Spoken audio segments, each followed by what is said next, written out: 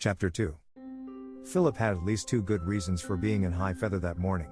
The first of these was that barely a week ago, with a magnificent new quill pen, he had signed the roll, had shaken August hands, and was now Philip Estelle, A.R.A., probably the most gifted among the younger generation of painters of the pictorial phenomena of light. And his second reason for contentment happened to arrive almost simultaneously at the wrought iron gate that opened onto his little front garden. We all knew that for many months past our barrister friend, Billy McWith, had been tracking down and buying in again on Philip's behalf a number of Philip's earlier pictures, prodigal pictures, parted with for mere bread and butter during the years of struggle, and now very well worth Philip's repurchase if he could get them into his possession again. I may perhaps say at once that I don't think Philip owed his associateship to his pictures of that period. It is far more likely that the artist thus honored was Lieutenant Estelle, R.N.V.R., sometime one of the official painters to the Admiralty. A carrier's van stood drawn up opposite the gate, and I saw McWith's slim, silk-hatted and mourning-coated figure jump down from the seat next to the driver. Evidently Philip had seen the arrival of the van too, for he ran down the short flagged path to meet us. "You don't mean to say you've brought them all?" he cried eagerly. "The whole lot." 14, McWith replied. "Glad I just caught you before you left." Estelle and his family were leaving town that morning for some months on the Yorkshire coast, and it was this departure that was the occasion of the farewell breakfast. The three of us carried the recovered canvases through the small annex, where the breakfast table was already laid, and into the large studio beyond. There we stood admiring them as they leaned, framed and unframed, against easels and along the walls. No doubt you remember Estelle's paintings of that period, the gay white and grey of his tumultuous skies, the splash and glitter of his pools and fountains, the crumbling wall-flowered masonry of his 20th century fete Champetre. There is nothing psychical or philosophic about them. He simply has that far rarer possession, an eye in his head to see straight with. "Well, which of 'em are you going to have for yourself, just by way of thank you, Billy?" the painter asked. "Any you like, I owe you the best of them and more. And of course here comes Hubbard. Always does blow in just as things are being given away, if it's only a pink gin. How are you, Cecil?" The new comer wore aiguillettes and the cuff rings of a commander, R.N. He was a comparatively new friend of mine, but for 2 years off and on had been a shipmate of Estelle's, and I liked the look of his honest red face and foursquare and block-like figure. We turned to the pictures again. I think their beauties were largely thrown away on Hubbard. Somebody ought to have told him that their buying in meant a good £1,000 in Estelle's pocket. Then he would have looked at them in quite a different manner. In the middle of the inspection, Joan Marrow's white frock and buttercup hat appeared in the doorway, and we were bidden to come in to breakfast. Monty Rook and Mrs. Cunningham had just arrived, which made our party complete. The little recess in which we breakfasted was filled with the sunlight reflected from the garden outside. Everything in it, the napkins and fruit and chafing dishes on the table, the spring flowers in the bowls, the few chosen objects on the buff, washed walls, the showery festoon of the chandelier overhead, had the soft irradiation of a face seen under a parasol. Little shimmers of light, like love-making butterflies, danced here and there whenever glasses or carafes were moved, and the stretches of shining floor almost looked as if trout might have lurked beneath them. And where the tall French windows stood wide open, the light seemed to be focused as if by a burning glass on the two little Estelle boys who played beneath the mulberry that rose above the studio roof. I don't suppose the whole of Chelsea could have shown a merrier breakfast party than we made that May morning. For, in addition to our host's new associateship and those 14 wandering pictures safely back home again, we had a further occasion for lightheartedness that I haven't mentioned yet. This was the wedding, to take place that day week, of Mrs. Cunningham and Monty Rook. Philip was generously lending them his house and studio for the summer. Monty we had all known for years, but Mrs. Cunningham I for one set eyes on for the first time that morning.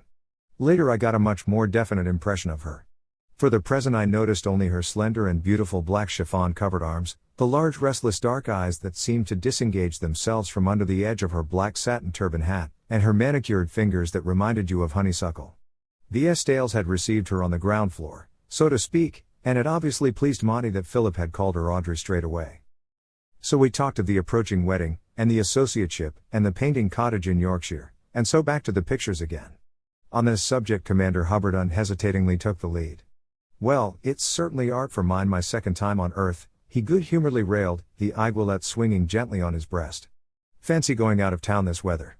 Taking away all that gear behind the bulkhead there." He jerked his head to where Philip's painting paraphernalia lay ready packed in the hall, A few yards of raw canvas bent on battens, and bringing it back again worth 20 pounds an inch.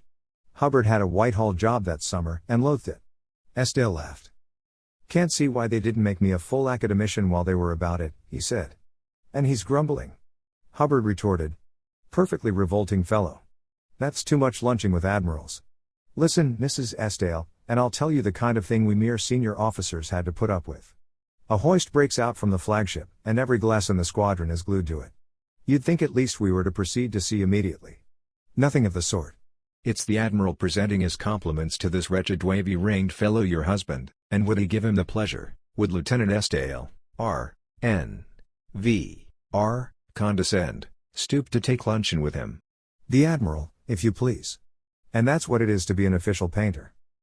Esdale laughed again. He was trying to remove in one unbroken piece the paring of an apple for Joan Marrow. Give him a smile now and then and he'll eat out of your hand, Molly, he said. Now, Joan, the last little bit, this is where a steady hand comes in, there. He held up in triumph the wiggle of apple paring.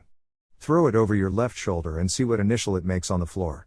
Here's my guess on this bit of paper under my napkin, C for CH.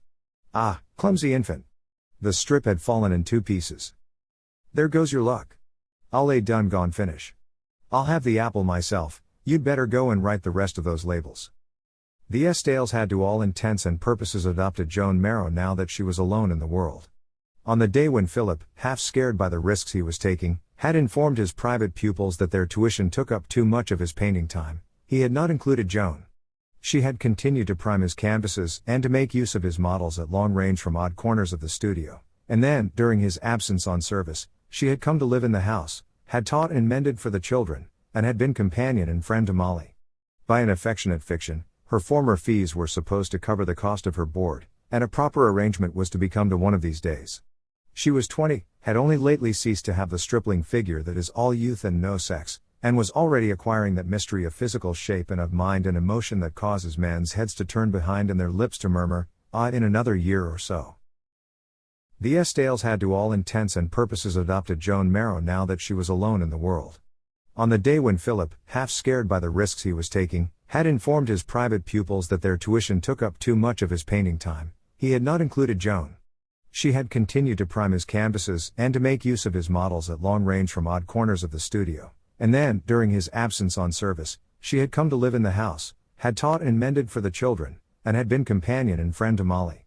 By an affectionate fiction, her former fees were supposed to cover the cost of her board, and a proper arrangement was to become to one of these days.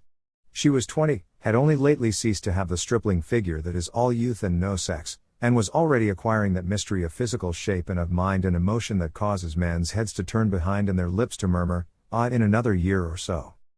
There was still the faint echo of chattering schoolrooms in the repartee that came from her pretty lips.